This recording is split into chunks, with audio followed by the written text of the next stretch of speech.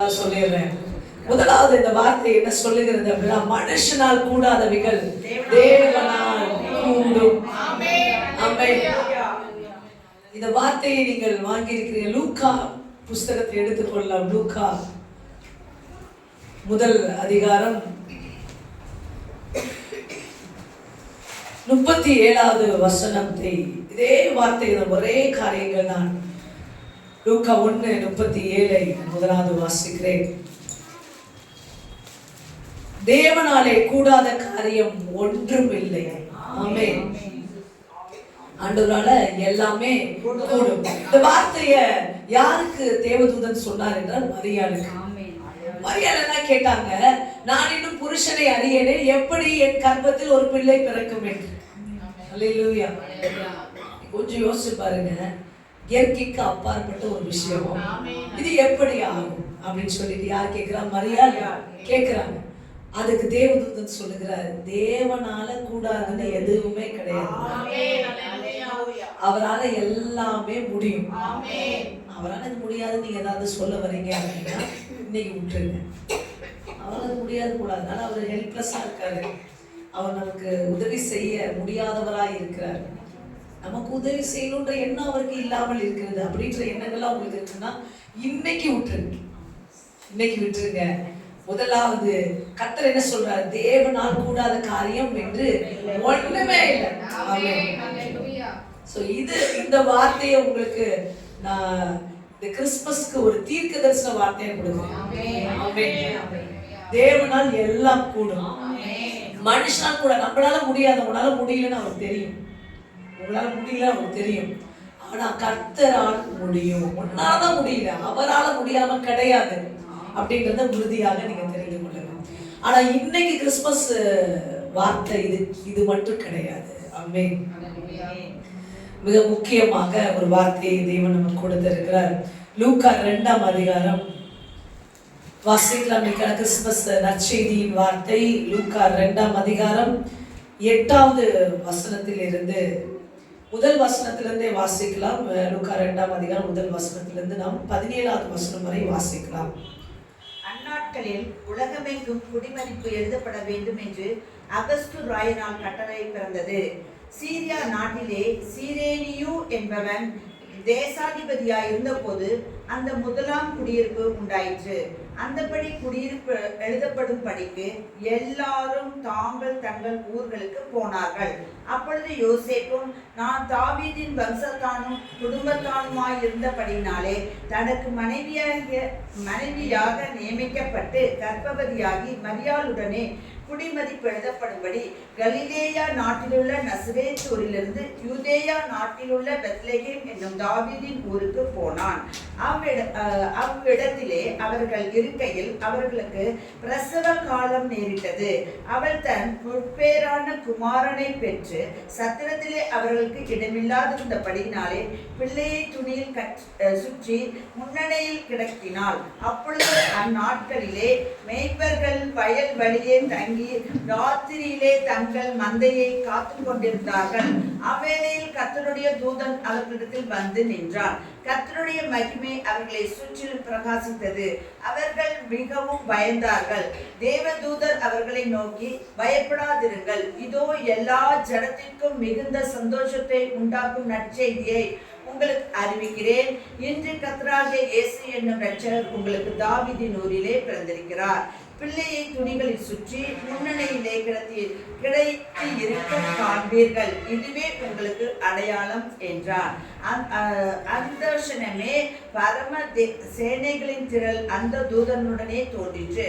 உன்னதத்தில் இருக்கிற தேவனுக்கு மகிமையும் பூமியிலே சமாதானமும் மனுஷர் பேரில் பிரியமும் உண்டாவதாக என்று சொல்லி தேவனை துதித்தார்கள்.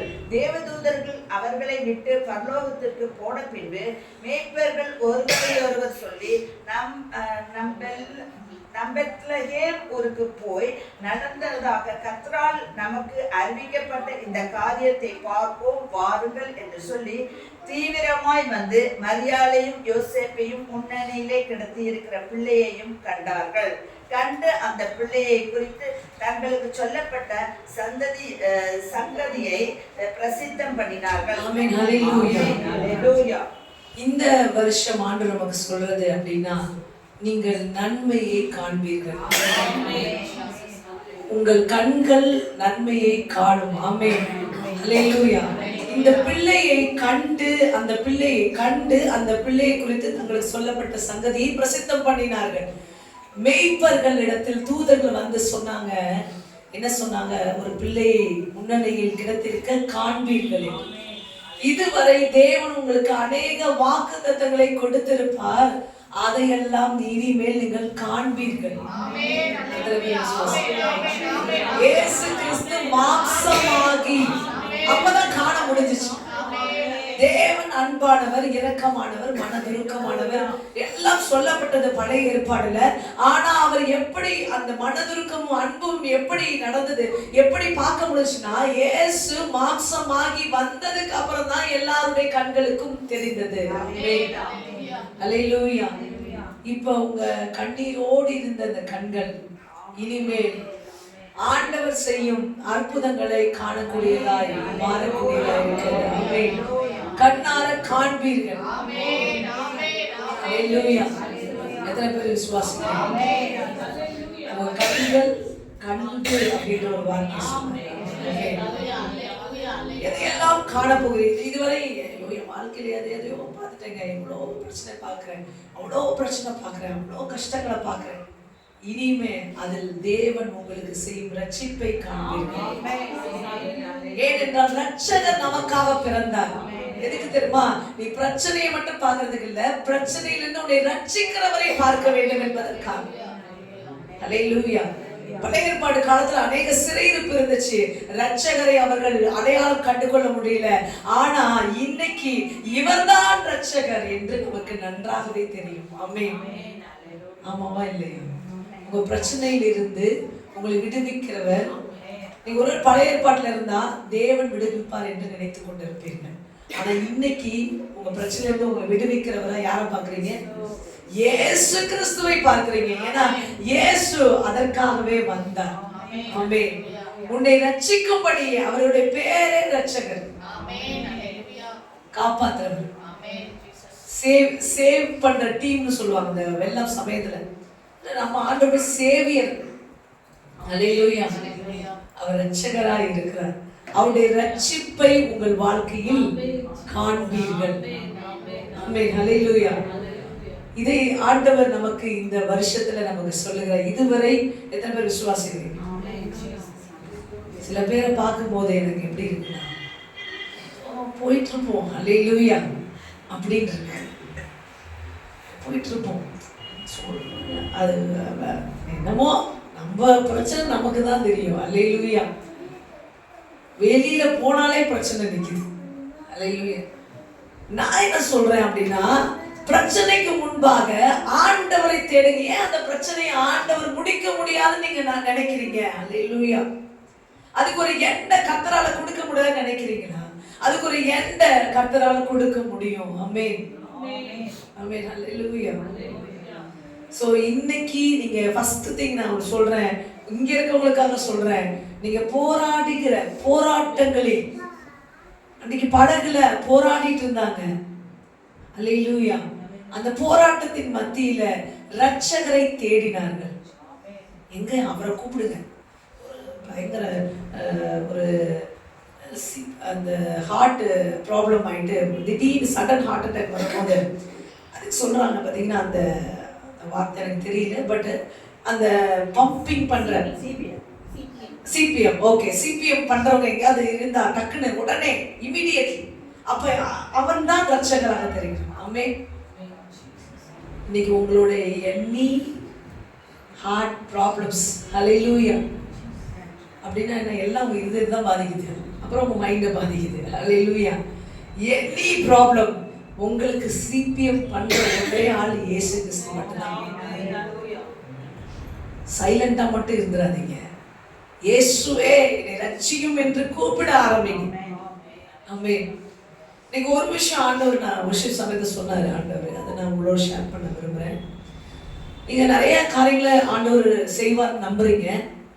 பிற்பாடு அது தாமதிக்கும் போதோ இல்ல கானானிய ஸ்திரீ மாதிரி நம்ம கூப்பிட்டு இருக்கும்போது ஆண்டவர் அமைதியா இருந்தாலோ இல்லை நெகட்டிவா ஒரு விஷயம் நடந்துட்டு இருந்தாலும் என்ன பண்ணிடுறீங்க, உங்க விசுவாசத்தை அதுக்கப்புறம் தேடியும் காணாதிருப்பீர்கள் மாதிரி ஆயிடுது.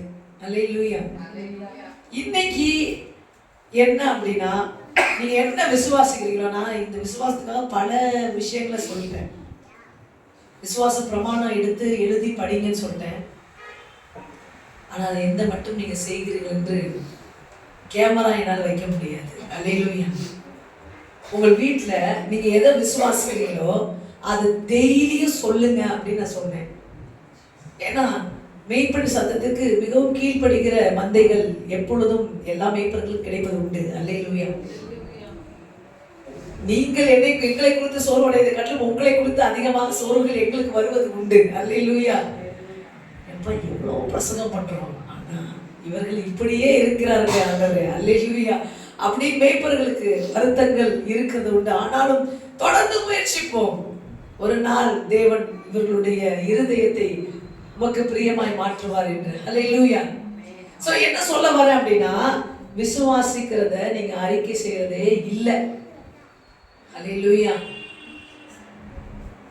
அதாவது 100 முறை பிரச்சனையை பேசுகிறீர்கள், 2 முறை விசுவாச அறிக்கை செய்கிறீர்கள். அல்லேலூயா. அதுதான் இப்போ ப்ராப்ளம். 100 முறை விசுவாச அறிக்கை செய்து 2 முறை தான் பிரச்சனை நான் பேசுவேன் அப்படின்னு தீர்மானம் பண்ணி பாருங்க, பிரச்சனை தாண்டி நடப்பீங்க. ஹல்லேலூயா. போனை போட்டாலே பிரச்சனைகளை பேசுகிறோம். ஆமென். நான் பேசவே மாட்டேன், நான் அந்த பிரச்சனையில என்ன விசுவாசிக்கிறேன்னு அதை தான் பேசுவேன் தீர்மானம் பண்ணேன். என்ன சொன்னார் ஆராதனை சமயத்தில், ஆண்டவரும் நானும் ஆண்டவர் சொல்ற ஒரு விஷயத்தையும் நினைக்கும் போது எப்படி இவர்கள்ட்ட ஆண்டவர் எதிர்பார்க்கிறாரு அப்படின்றத நினைச்சுக்கிறேன். அல்லேலூயா. எத்தனை பேர்கிட்ட நான் சொன்னேன், நீங்க என்ன விசுவாசிக்கிறீங்களோ அதை எழுதி டெய்லியும் அந்த விசுவாச பிரமாணத்தை சொல்லுங்கன்னு சொன்னேன். எத்தனை பேர் செஞ்சிருக்கீங்க? கர்த்தருக்கு ஸ்தோத்திரம். அல்லேலூயா. அப்ப நீங்க விசுவாசிக்கிறபடியே உனக்கு ஆக்கடவுது, விசுவாசிக்கிறபடியே உனக்கு ஆக்கடவுது. சொல்லாதவங்க எதை விசுவாசிக்கிறீங்களோ அதை நடக்கும். அல்லேலூயா. சொன்னீங்கன்னா நீங்க என்ன விசுவாசிக்கிறீங்களோ அதை நடக்கும். ஆமென். சரி, அதை செய்யல அப்படின்னா இன்னொன்னு செய்யுங்க. அதையும் செய்யுங்க, இதையும் செய்யுங்க. அல்லேலூயா. போனை போட்டுட்டு இந்த உலகத்தில் இருக்கவன் சொல்றான், என்ன சொல்றான்? வாழ்க, சொல்லுங்க, வாழ்க. ஆமா, உலகத்தில் இருக்கவன் சொல்றான். ஆனா நம்ம நல்லாவே இல்லைங்க, உன் பிரச்சனை தான், ஓகே. அல்லேலூயா. இல்ல, நீங்க என்ன விசுவாசிக்கிறீங்களோ அதை சொல்லுங்க. ஒருவேளை உங்க விசுவாசம் தேஞ்சி சுத்தமா போயிடுது அப்படின்னு வச்சுக்கோங்க, உடனே போனை எடுத்து உங்களுக்கு ஆவிக்குரிய நண்பர்கள் இருந்தாங்கன்னா அவங்களுக்கு ஃபோன் பண்ணி, நான் இதெல்லாம் விசுவாசிக்கிறேன், இதெல்லாம் நம்புறேன், இதெல்லாம் நான் விசுவாசிக்கிறேன், கடவுள் செய்வார் நம்புறேன், எனக்கு செய்வார் நம்புறேன்றதை நீங்க என்ன பண்ணுமா, போனை போட்டு சொல்லணுமா. அல்லேலூயா. நான் மட்டும் ஃபோன் போட்டு சொல்லணும். ஆனா ஃபோன் போட்டு வேற ஏதாவது சொல்லிட்டு இருக்கீங்க. அல்லேலூயா. ஸோ இது எல்லாம் நீங்க செய்யும் போது தான் அற்புதத்தை காண முடியும். ஆமென். ரொம்ப கஷ்டமான விஷயம் இல்லையே, ரொம்ப கஷ்டமான விஷயத்த சொன்ன மாதிரி நீங்க என்ன பாக்குறீங்க. ஆனா உங்களுக்கு அற்புதம் நடக்கணும், நன்மை நடக்கணும். ஆனா நான் எதுவும் செய்ய மாட்டேன். ஒரு போன்ல கூட என் விசுவாசத்தை நான் அறிக்கை பண்ண மாட்டேன், என் வீட்டில் நான் அறிக்கை பண்ண மாட்டேன். ஆனா எனக்கு அவர் செய்யணும், அப்படி விட்டுட்டாருன்னா, அப்படி செஞ்சுட்டாருன்னா, அப்படி பண்ணிட்டாருன்னா, அவர் ஜபத்தை கேட்கலைன்னா எவ்வளோ. அல்லேலூயா. ஆனா அவர் சொல்ற ஒரு வார்த்தையும் நான் செயலாற்ற மாட்டேன். ஸோ உங்களுடைய ஒரு தீர்மானம் இந்த கிறிஸ்மஸ் அன்னைக்கு தீர்மானம் பண்ணுங்க. நம்ம இயர் 2026 போறோம். ஆனால் ஒரு தீர்மானம் பண்ணுங்க, விசுவாச வார்த்தை மட்டுமே பேசுவேன். அல்லேலூயா. சொல்றீங்களா? நீங்க என்ன விசுவாசிக்கிறீங்க அது அவங்கள்ட்ட சொல்லுங்க. உங்க வாழ்க்கையில் நீங்க என்ன விசுவாசிக்கிறீங்க சொல்லுங்க. நீங்க என்ன விசுவாசிக்கிறீங்க சொல்லுங்க. சிஸ்டர் ஜெயந்தி சிஸ்டர் சொல்லுங்க, என் விசுவாசம் இதுவாக தான் இருக்குது. நீங்க சொல்லுங்க, உங்க சகோதரிட்ட சொல்லுங்க. அல்லேலூயா. உங்க விசுவாசத்தை சொல்லுங்க. அல்லேலூயா. பக்கத்துல சொல்லுங்க. நீங்க தமிழ் தான் சொல்றேன், இங்கிலீஷ் சொல்லலையே. அல்லேலூயா. நான் விசுவாசிக்கிறேன், ஆண்டவர் குறித்து இந்த காரியத்தை நான் விசுவாசிக்கிறேன். அல்லேலூயா. சங்கீதா சிஸ்டர் வாங்க, ஜெனிகா நீங்க வாங்க, சங்கீதா சிஸ்டருக்கு சொல்லுங்க. நீங்க ஆமா, நான் விசுவாசிக்கிறேன் உங்க வாழ்க்கையில் இது நடக்கும்னு. ஆமென். அம்மா அதிகமா போய் டிஸ்டர்ப் பண்றீங்க. ஹல்லேலூயா. ஹல்லேலூயா. சொல்லுங்க, பக்கத்துல சொல்லுங்க. ஆமாங்க, சொல்லுங்க. ஆண்டவர் தான் நம்பி சொல்றேன். அவர் நம்ப முடியலையா? பக்கத்துல சொல்லுங்க. ஐயா, உங்களுக்கு சொந்தக்காரங்க பக்கத்துல வச்சு பேச மாட்டேங்கிறது. எனக்கு அவர் நான் பேசுறது கிடையாது. ஆமா, சொல்லுங்க. மாத்தி விசுவாசத்தை சொல்லிக்கோங்க. பிரதர் சொல்லுங்க. எனக்கு அந்த ரயில்வே வேலையை கத்தர் கொடுப்பாரு, நான் நம்புறேன். சொல்லுங்க. சொல்ல மாட்டீங்களா? கொடுப்பாரா? ஆமா, கொடுப்பாருன்னு சொல்லுங்க. லிவிட்ட சொல்லுங்க. நானும் கவர்மெண்ட்ல வந்து திருப்பி உட்காருவேன். நீ மட்டும் உட்கார முடியாது, நானும் உட்காருவேன். அப்படி சொல்லுங்க. நீங்க சொல்லுங்க. ஹல்லேலூயா. நீங்க சொல்லுங்க. லிவி, நான் ஒரு வீடு வாங்குவேன்னு சொல்லுங்க. ஹல்லேலூயா. சொல்லுங்க. இயேசுவின் நாமத்துல நான் வீடு வாங்குவேன். உங்களை நான் கூப்பிடுவேன். பால் காய்ச்சதுக்கு கூப்பிடுவேன். அன்னைக்கு நீங்க வந்து நிக்கணும். நீங்க அப்படி சொல்லுங்க. ஹல்லேலூயா. ஹல்லேலூயா. நான் குடும்பமாய் பிள்ளைகளோடு இருப்பேன். ஆமென். என் கணவரோட பிள்ளைகளோடு இருப்பேன். ஆமென். சொல்லுங்க. ஹல்லேலூயா. எல்லாவற்றிலும் எனக்கு சக்சஸ் ஆண்டவரால கிடைக்கும். ஆமென். நீங்க இதை சொல்லும் போது கொஞ்ச நாச்சு விடுதலை அடைவீங்க. ஏன் இப்படி சொல்ல வைக்கிறேன்னா, வீட்டுல போய் மும்முனே இருக்கீங்க. ஹல்லேலூயா. தனியா அழுகுறீங்க. ஹல்லேலூயா. அப்புறம் பிரச்சனையை பேசுறீங்க. 3 விஷயத்தை தவறாம செய்றீங்க. டே தொடர்ந்தா காலையில விடிஞ்சா அழுகிறது, நான் வந்து பிரச்சனையை பேசுறது, இதை தான் நான் அதிகமான நேரம் சொல்றேன். 100 முறை பிரச்சனைகளை பேசுகிறீங்க, 2 முறை ஆண்டவரை விசுவாசிக்கிறேன் என்று சொல்றீங்க. அதனாலதான் இதெல்லாம் இப்படியே இருக்கு. ஆனா 100 முறை ஆண்டவரை விசுவாசிக்கிறேன் என்று சொல்லுங்க. நான் கேட்கிறேன், இப்ப நீங்க சொன்னதுனால உங்க இருதயத்துல லேசாச்சா இல்லை? இருதயம் லேசாச்சா இல்லை? உங்க நம்பிக்கை என்ன லேசாச்சு இல்லை? லேசாச்சுன்னு சொல்றவங்க சொல்லுங்க. ஆமென். ஹல்லேலூயா. இறுக்கமாய் வைக்காதீர்கள், கர்த்தர் பெரியவராய் இருக்கிறார். ஆமென். அவர் செய்து முடிப்பார். ஹல்லேலூயா. நான் நிச்சயமா சொல்றேன், உங்க கண்கள் கர்த்தர் செய்யும் அற்புதத்தை காணும். ஆண்டவர் நமக்கு வாக்கு சொல்லிவிட்டார். அந்த குழந்தையை கண்டார்கள். எப்படி? தேவன் மனிதனாய் வந்தார். ஆமென். ஒரு இடத்துல கடவுள் பிறந்திருக்கிறார். ஹல்லேலூயா. எப்படி இருக்கும் உங்களுக்கு?